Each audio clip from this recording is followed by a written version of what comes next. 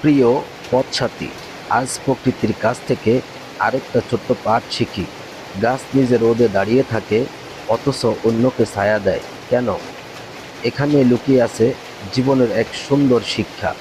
একটি গাছকে দেখুন, সে মাটিতে শিকড় গেড়ে নিজে দাঁড়িয়ে থাকে। রোদ আসে, বৃষ্টি আসে, ঝড় আসে, তবুও সে নিজের জায়গায় দাঁড়িয়ে থাকে। আর যখন গাছটি বড় হয়, তখন তার ছায়ায় মানুষ বিশ্রাম নেয়, পাখি আশ্রয় পায়, আর চারপাশের পরিবেশও উপকৃত হয়। গাছ কাউকে বলে না, আমি তোমাকে ছায়া দিচ্ছি। সে শুধু নিজের কাজ করে যায়। প্রকৃতি আমাদের এখানেই একটি গভীর শিক্ষা দেয়, নিজেকে শক্ত করে দাঁড়াতে পারলে একদিন অন্যের জন্যেও আশ্রয় হয়ে ওঠা যায়। জীবনে শুধু নিজের জন্য ভালো থাকা নয়, নিজের সামর্থ্য অনুযায়ী অন্যকে উপকার করাও সুন্দর একটি গুণ। তবে মনে রাখতে হবে, অন্যকে সাহায্য করার আগে নিজেকেও শক্ত ও সক্ষম করে তুলতে হয়। হয়তো এটাই গাছের নীরব শিক্ষা। নিজে দাঁড়াও, তারপর অন্যকে ছায়া দাও।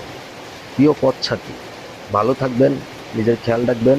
আবার দেখা হবে প্রকৃতির পাটে।